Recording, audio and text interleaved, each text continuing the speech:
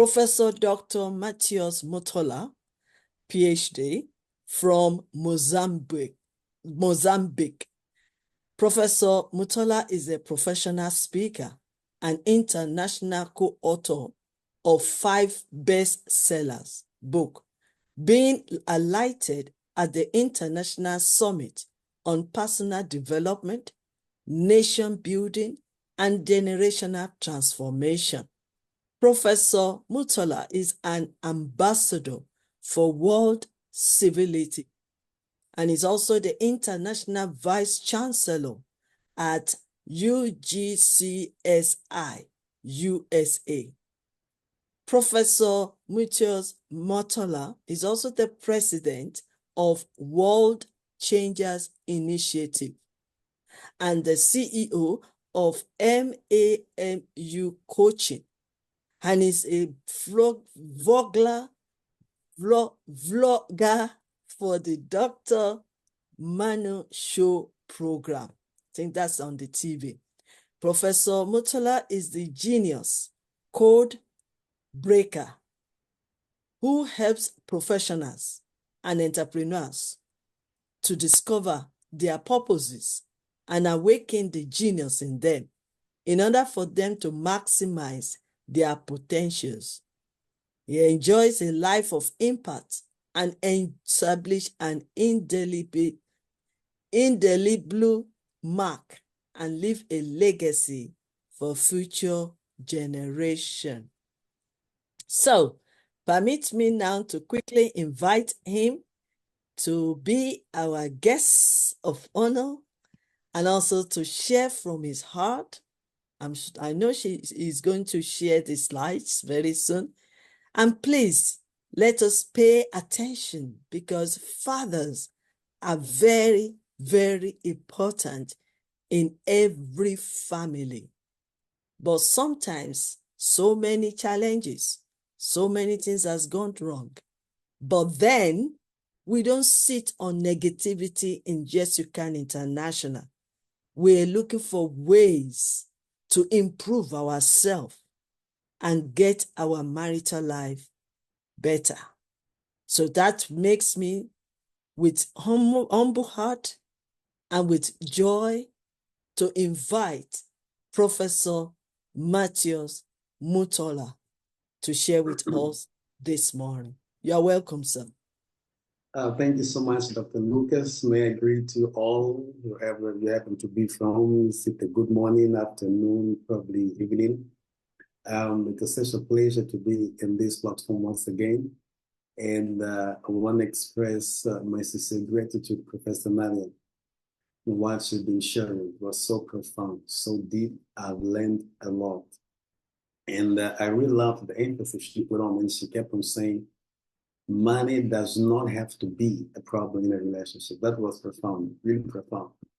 So thank you so much, Professor. I really enjoyed your talk. Mama Lucas, I'd love to share a slide if possible. I think you can do the same like yesterday. I think you may have to look at share screen. Okay. I think, am I right? Yes, you are right, and we can see your slides. Okay, thank you so much.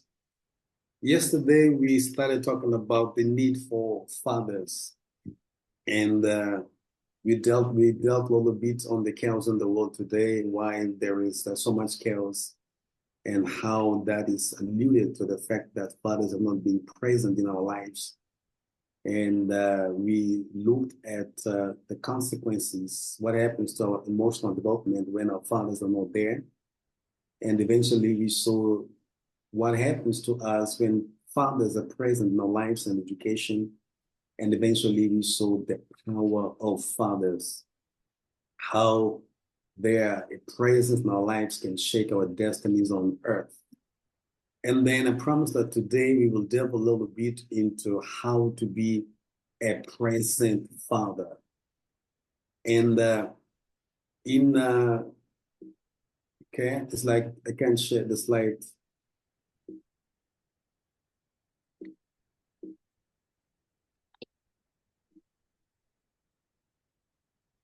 The slides. Yes, maybe you need to click the arrow that goes sideways, like you did yesterday. Yeah, let me see. Oh, wonderful, wonderful. Okay. Thank you. We look at the seal of approval. That's number 3 there on the. And then we look at the 4 things children need from a father. Then we go and look at the 3 things that children need to hear from their father. And then some closing remarks. Excuse me, my voice is a little bit hoarse today, yesterday and today, but I'm sure we'll go through. The seal of approval. Now, yesterday I built a little bit on this portion of scripture. It says, I will turn the hearts of the fathers to their children and the hearts of the children to their fathers, or else I will come and strike the land with total destruction. So I explained a little bit about this yesterday. I won't go into that today. But looking at the seal of approval, number 1, fathers must grant the seal of approval. Fathers are so powerful that he has a seal, or they have a seal, or seals. When a father uses this seal on his children, they do well in life.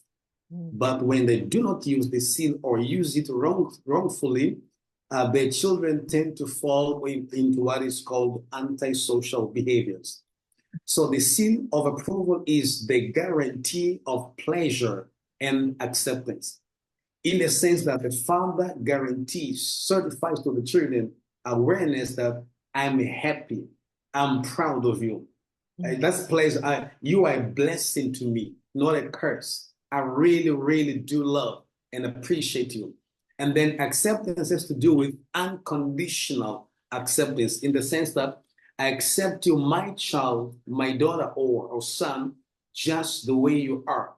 Sometimes parents make this mistake. I think it's not intentional. When they have 2 children, they tend to compare the firstborn and the lastborn, the 2 of them. And for example, I can say to the lastborn, you have to be like your big brother.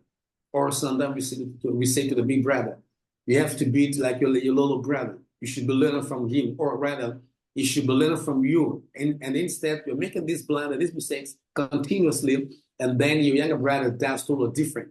So this, I think parents do this because they want to bring the awareness to the kids. They need to obey, or maybe succumb to some rules or expectations from their parents. But in the process, they end up hurting the ego of their children. They feel like rejected. They feel like abandoned. They feel like not that well accepted by my father or my mother, especially fathers, because he keeps on comparing their children with each other, one another. So the seal of approval is individual, and it's a guarantee of pleasure and acceptance. When your father is happy with you, then the rest indeed should not matter. Like this one example I was saying, keep saying to your kids, I am proud of you. Let me say, if I were to start my life all over again, I'll still want to be your father. Such words are very powerful, especially when it comes to sons. The other way of bringing the seal of approval to our children is affirmation. Affirmation has to do with confirmation of support and pride. Like I got your back. Where people, the children get to know that daddy has got my back. Dad stands with me, stands by me, he's behind me, and is proud of me. Now watch this. Daughters need more affirmation than boys because they are creatures of security, or creatures of emotion. They tend to be more emotional than their boys. So they sort of need more affirmation from their fathers than the boys. Boys, of course, do also need, but it's like girls need more of this.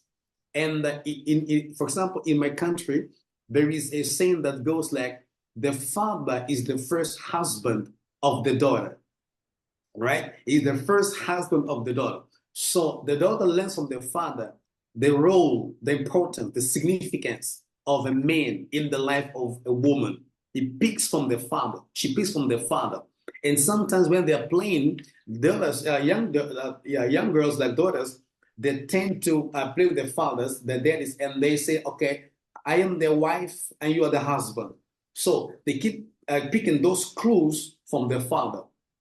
But it's not just the girls, of course, the boys also do need affirmation from their father. It builds their ego and it builds their self-esteem. It helps them become secure in themselves and also by themselves.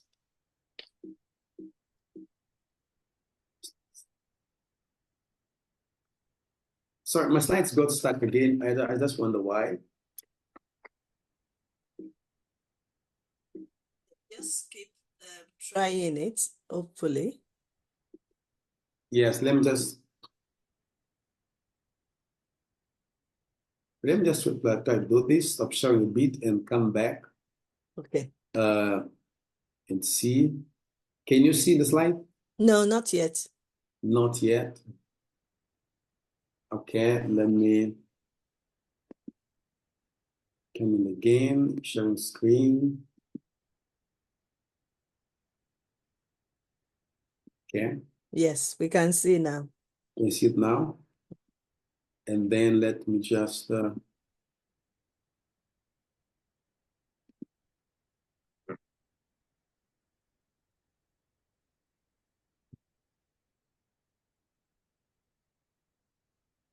okay, I hope we won't have more problem with this. So I was talking about the need for affirmation. It is psychologically proven that women want their father more than their mother. They obtain their sense of security from their papas. Just an example, it's recorded that Michael Jackson, after great performance, he had thousands and millions of fans, he'd often go to his bedroom in a hotel room and then ask his best friend, "Where's my father?" He was just performing. Thousands of people just there cheering his performance, but at the end of the day, he still wants to know if his father was present. So it's like I got the fans, I got all these people around my life, excited, but I still need the approval from my father. And it got so bad that when he got married to Lisa, at some point she would just say to him, "Please be a man." And this was hard because this expression, "be a man," he didn't really know and understand what it meant because he never got the seal of approval from his father. In fact, history tells us that they did not have a healthy relationship. So somehow the man in him needed the approval of the father to the point that even the fame he had, the fans he had, could not substitute his need for the seal of approval from his father. And then there was also Catherine Kuhlman.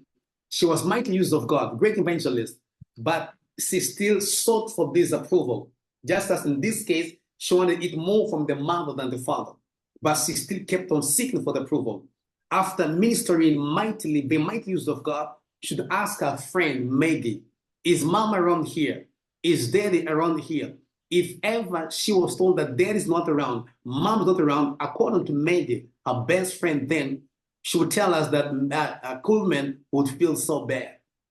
So there's something in us about having the approval of our parents. Then the third way of giving the suit to our children is through their spoken words, or affirmation again, or spoken words.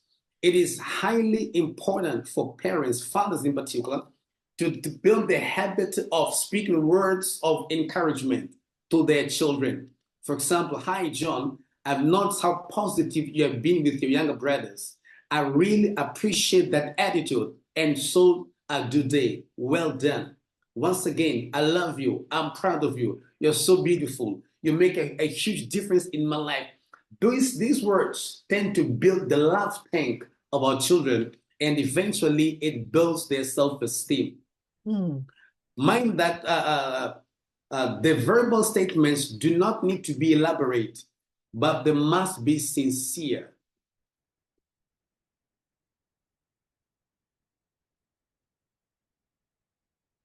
They need to be sincere. So once again, I wonder what's happening. Wow, today. It's all right. Just keep doing it. Just keep coming out and do it again. It's one of those challenges that we face on internet these days. Wow. Mm.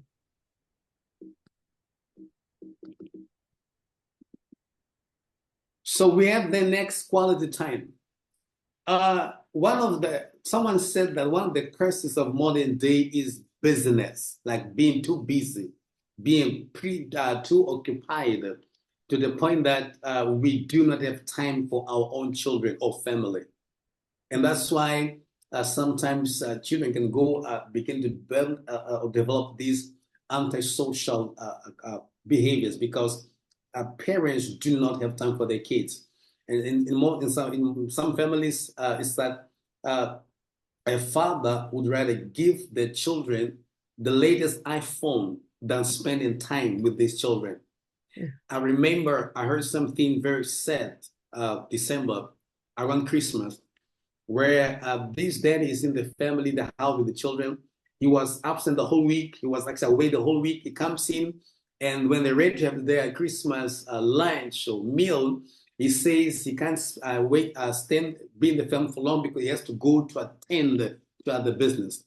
Then his 16-year-old daughter literally slept the man. She just slept him, literally. And then he began to shout at her and ask, "Why are you beating me?" And then she says, "I don't need your money. I don't need what you think you're giving to me. What I need is you. I need you." And he kept on shouting at her, "Why I give you this and that? With the best schools, I pay very expensive fees. There's a private school. Look, the clothes, the money, the house you live in, the iPhones, everything else." She says, "Take it all. And just you come to me. I need you." And she began to cry. No quality time with the kids. So spending time with children is highly important. Your kids know that you may be too busy, but then giving them quality time conveys a message of love to their hearts. They understand Papa is too busy, but when you make time for them, it lets them know that indeed he loves me. I matter to him. I'm important to him. He knows how to make time for me. That's how they interpret love. And watch the next point says, children spell love as Time. Time. Wow. That's how they understand love. They don't look at gifts, etc., as love. They look at time as love. Dad loves me. How do I know? He makes time for me. He plays with me. He hangs around me. And that begins to fill in and fill in the love tank, but also begins to build their self-esteem. One former basketball player and coach said, "My father gave me the greatest gift that someone could give to someone else. He believed in me." And that's so powerful. Spending time with the kids also involves schooling them in their purpose and also generational family vision. It's important to discover and understand the purpose for your kids and begin to school them into those purpose. Spend them teaching them how to build them, how to maximize on their potential, how to develop their potential, and how to how to walk in their purpose and their destiny. So they need to be coached by their father. Number 5, there's what I call surprise gifts. When it's my birthday, of course, there's a son in the house. I'll expect gifts from my father. But surprise gifts are gifts that you just buy for your kids whenever possible and appropriate for no other reason than I was thinking about you. It's not his birthday. He didn't do anything special. He just got in something he loves. And that the message he gets is, wow, it's not my birthday, but Daddy got this for me. Then she begins to understand that Daddy was thinking about me. So I am important to my father.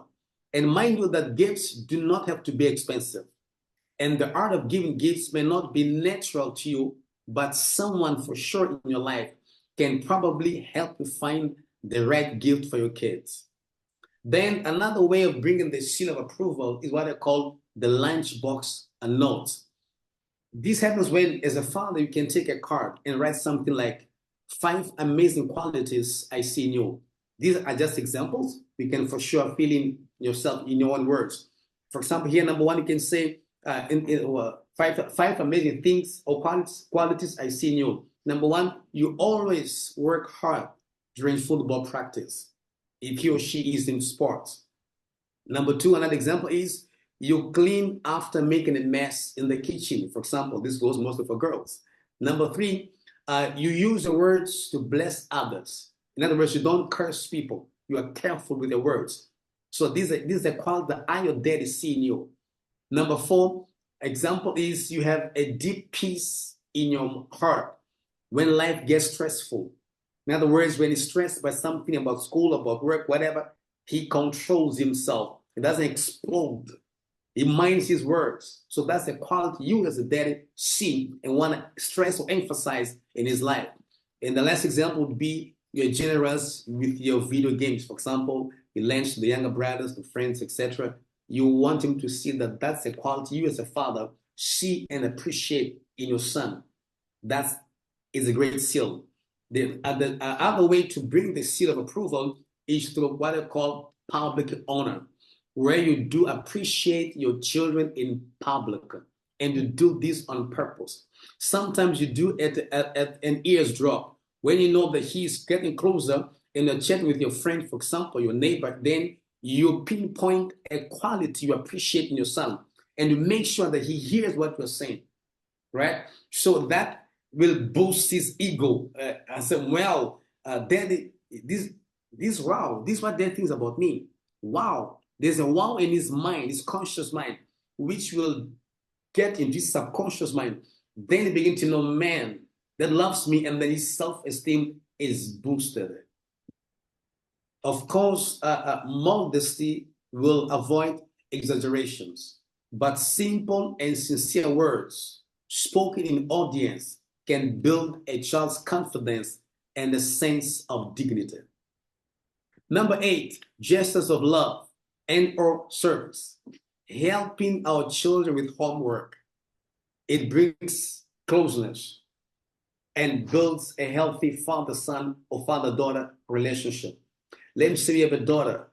Open the door for her, for example. Let me say in the house, in the car, wherever you may happen to be, and there is a door. You step ahead and open the door for her. That will help understand this dad loves me, but also it will draw in her that this is how men ought to treat their women or their women. Yesterday, I hinted a bit on domestic violence, and I said that sometimes the women that feel they have a wrong understanding of love, for them, violence is love because they come from violent homes. So the reference of love is aggression, is shouting, is nagging, is beating each other, etc. That's the reference they have of love. So as a father, you need to introduce the correct reference of love unto kids. Not only with what to do with your spouse, but again, how you relate with your daughters. So they begin to pick the skills, and that goes into their subconscious mind. Sometimes our kids are involved in school games or even in a club. It's important as a father to go, and stay at the bench. I don't call it. They watch your kids play. Let me say his team is playing for another team tomorrow, Saturday. It's 9 o'clock in the morning. Make time to go and watch. Just stay there, cheering him up. It's extremely important. He's playing, he knows daddy is watching me. Daddy is present, daddy is around. That will help him feel secure and confident in his playing skills.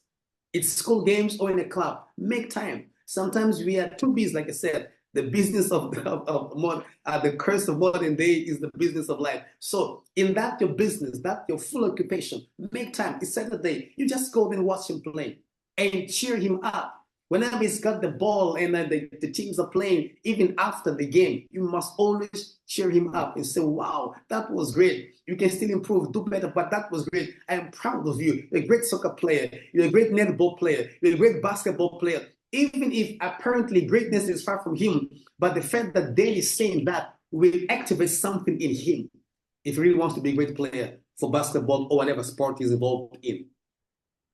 And then we have to enter in their world. To be a good father, we have to be friends with the children.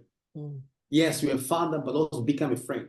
The moments maybe act plainly as a father, but the moments we should be their friends. You have to enter in their world to know their pleasures, distasts, likes, dislikes, heartbreaks, joys, and pains, decisions, and indecisions, agonies, and other challenges. Armed with the knowledge of their world, as a father, you can perform better your role as a friend, as a teacher, and a mentor to your children. Number 10, a discipline and a life instruction. The present father disciplines his children with love and out of love. A father's discipline is not for the killing, not for the killing, but for the correction. Some fathers, when they want to, they go way out of the way. No. It's out of love. It's out of love. And you do it in a calm and a fair way. And then make sure you have life instructions. If you read the book of Proverbs, it's very interesting that Solomon helps us understand that what he's talking about, his father taught him. His father was there. His father taught him. So life instructions are important, and they should better come from our fathers, even parents for that matter, and not from friends. 11, we have to express physical affection wherever possible and however possible and healthy, right? This is easier when children are young, but the need for expressing physical affection never diminishes. Sometimes teenagers give the impression that they are not interested, and some days it won't just work, but it's still important to keep trying and show them affection. Anytime a quick love tap on the knee with "you're amazing" helps a lot. Hugs, like hugging your kids, kissing them, or like picking them on the cheeks, on the back, touch them on the hands. It's very powerful. It is something, a powerful impact in their upbringing. And we have to understand that if hugging makes you feel uncomfortable, or even your child feel uncomfortable, a hand on the shoulder can communicate the same message. Hug and kiss your children daily and always tell them you love them and how much they are special to you, and how they are your greatest pride. Speaking, expressing, that will build something powerful unto them. And then we go to thing number 12, attend to their heart. It is a powerful experience for children when someone in a position of authority, especially parents and fathers for that matter, seek to understand their feelings. It's not what happens to children that matters, but the meaning they attribute to what causes the impact, be it positive or negative. For you as a father to create a safe place for your child to process the emotional roller coaster of life is an incredibly valid experience. You may not agree with their perspective, but understand how they relate and feel. And loving them for their sincere heart deepens the bond between you as a father and your children.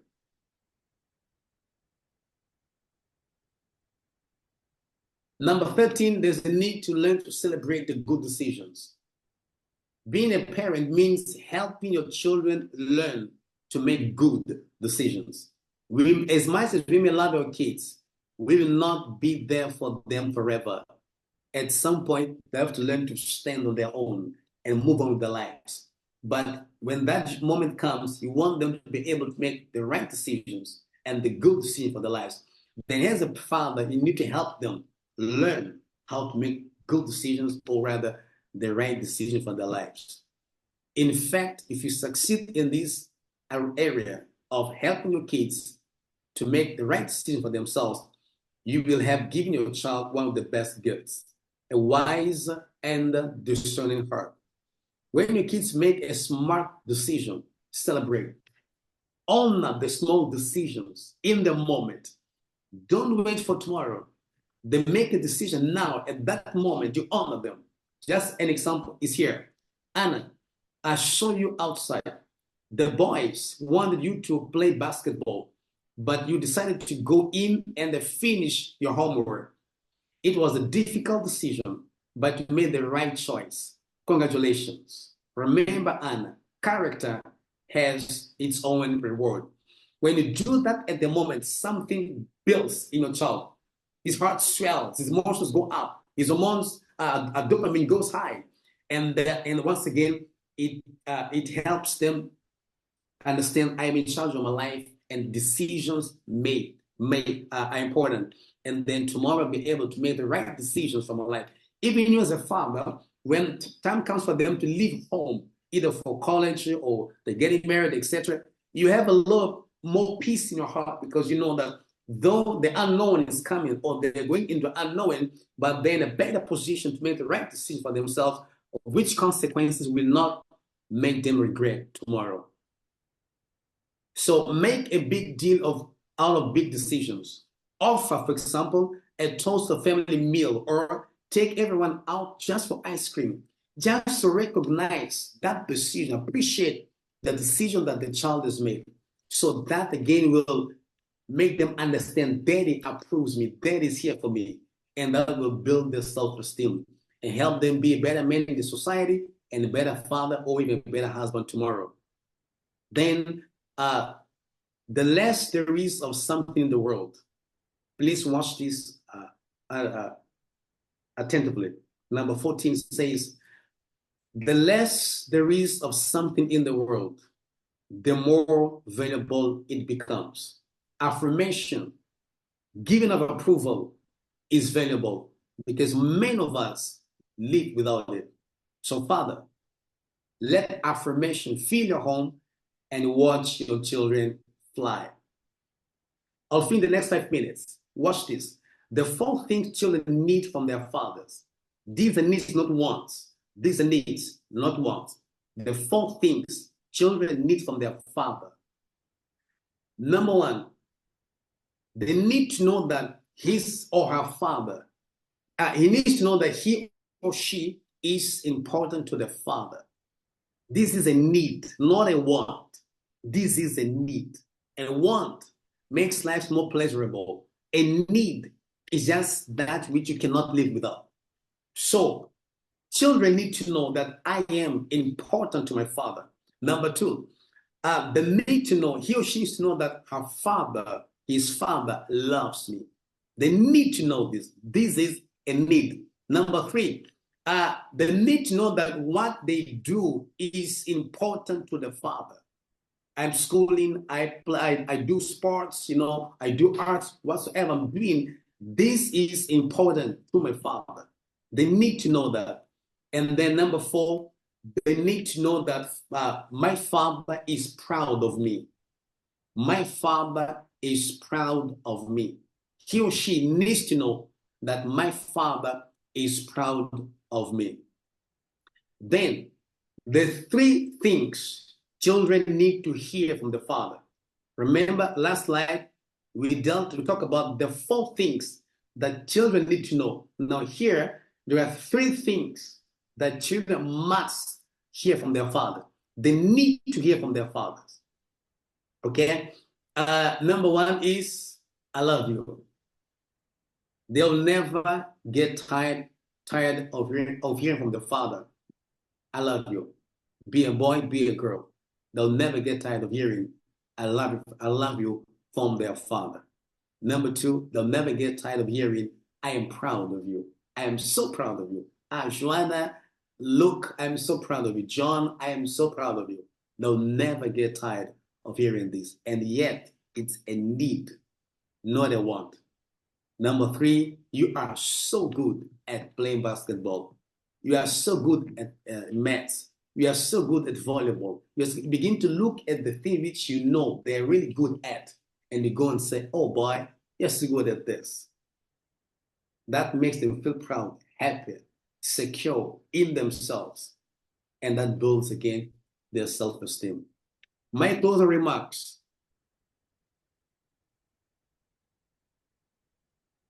Number one, if you have an absent father, the first step to moving forward is accepting how you feel about it. Do not suppress your feelings, accept them. Suppressing can be even become a health hazard to you. Just accept it. Accept your feelings. Don't fight them, accept them. Number two, know that you are not to blame for the choices of others. If your father was not a present father, was an absent father, you are not to be blamed. Sometimes children assume that I'm to be blamed. My father was never at home because of me. No, you are not to be blamed. So know that you're not to be blamed for the choices of other people, right? In this regard, your father. You are not the reason why he was not present in your life. Number three, know that you are responsible for charting your own path.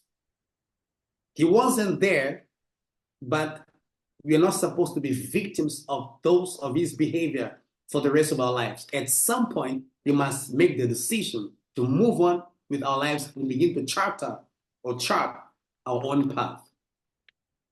Number four, understand that dwelling on the past will not change the situation, but it is in your hands to have a happier and brighter future. If you look at figures like Abraham Lincoln, John F. Kennedy, Bill Clinton, Kenneth Hagin, and so many people, their father was never present in their lives. But we all know what ended up becoming, what they ended up becoming in life. Abraham Lincoln, John F. Kennedy, Bill Clinton, Kenneth Hagin, they turned things around in their lives, though their father was not there. Number five, appreciate other people who play a fundamental role in your development, like your mother, your grandparents, your friends, your elder brothers, your uncles, like Dr. Lucas now helping us here with this wonderful masterclass. We need to learn to appreciate them, okay? Number six, whenever necessary, seek for support, seek for help.